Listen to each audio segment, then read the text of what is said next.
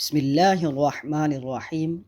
ناظرین، آج میں آپ کو عالم اسلام کی سب سے مشہور و معروف درسگاہ الازہر یونیورسٹی جامع الازہر کے حوالے سے بیان کرتا ہوں۔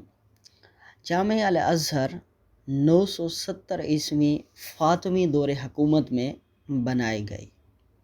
اس وقت تشیع افکار کی تعلیم غالب رہی۔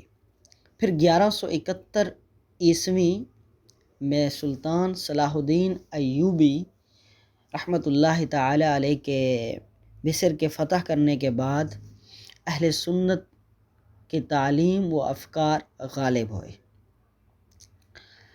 الازہر یونیورسٹی میں لاکھوں طلباء پڑھتے ہیں، جن میں سے تقریباً 50,000 طلباء غیر ملکی پڑھتے ہیں۔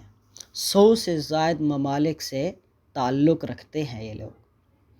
1961 میں اس کے اندر دنیاوی تعلیم دیگر چیزیں بھی شامل کر دی گئی یونیورسٹی کے اندر ہی۔ ابھی بھی دنیا بھر کے اندر اسلامی تعلیم کا سب سے بڑا مرکز یہی شمار کیا جاتا ہے۔ اور آج یہ آپ کے سامنے آج افطاری بھی ہو رہی ہے رمضان المبارک کی، تو یہ غیر ملکی اسٹوڈنٹ 3,000 کے قریب اسٹوڈنٹ کا انتظام کیا گیا ہے۔